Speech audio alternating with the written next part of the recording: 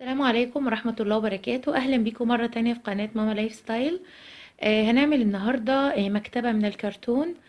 أنا الحقيقة ماليش قوي في الأعمال الفنية، بس ساعات ما ببقى محتاجة حاجة وشايفة مثلا حاجة ممكن أستغلها، ممكن أعمل، يعني لو أنا حاسة إن أنا محتاجاها، فأنا محتاجة مكتبة صغيرة كده أحط فيها الدفاتر بتاعتي، البلانر والأجندة بتاعت شغل القناة وحاجات كده تبع المدرسة.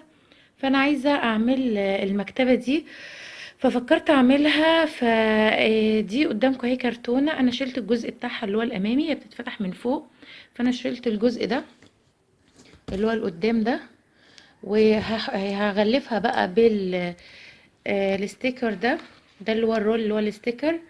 بيتباع في اي مكتبة او محل الادوات المنزلية، وهغلفها كده واوريها لكم بعد ما اخلصها.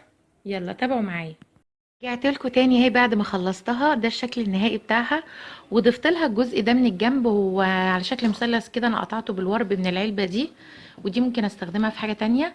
وحطيته هنا برضو وغلفته بالشكل ده، فدي ممكن احط فيها بقى، هنا حطيت فيها الاقلام والستيكي نوتس والستيكر والحاجات دي اللي هي الرفيعة الصغيرة.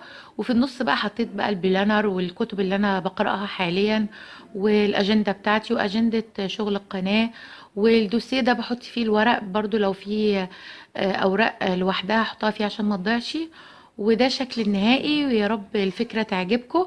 انا عارفه ان انا ماليش قوي في الاعمال الفنيه، فهتلاقوا الفينيشنج بتاعها مش قوي، مش مظبوط قوي، بس هي شكلها عملي، يعني بحط فيها الحاجات بدل ما تبقى الحاجات كده الكتب والدفاتر محطوطه فوق بعضها، ده يبقى شكلها احلى، وبتاخد حاجات كتير وشكلها حلو برضو عن الكتب لوحدها.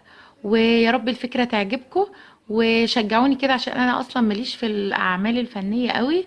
والسلام عليكم ورحمة الله وبركاته.